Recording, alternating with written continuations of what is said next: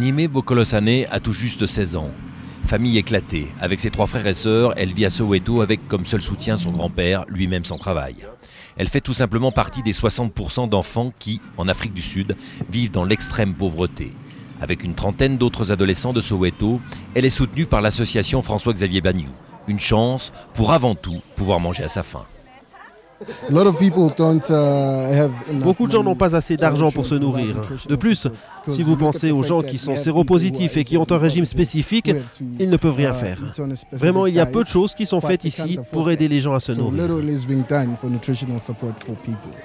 Le problème fondamental de la nutrition touche particulièrement les quelques 2 500 000 orphelins que compte le pays et dont certains sont pris en charge par l'association suisse. Derrière ce chiffre impressionnant, le sida et ses victimes. Nibé est parfaitement consciente de l'enjeu. En ce moment, je ne m'occupe pas des garçons. Je me concentre plutôt sur mes études. Et quand je ne suis pas à la maison, je suis ici avec l'association. Du coup, je m'occupe et je n'ai pas le temps de penser aux garçons.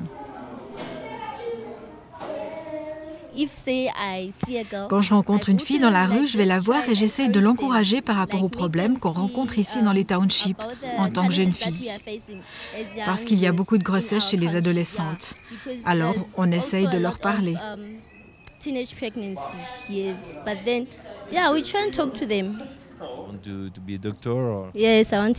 je veux être médecin. C'est pour ça que je veux étudier la médecine et je veux trouver un remède contre le sida. Grâce au travail de l'organisation suisse, Nimé aura peut-être la chance d'aller au bout de son rêve. Pour des milliers d'autres enfants sud-africains, en revanche, l'espoir de s'en sortir un jour a bien des chances de rester vain.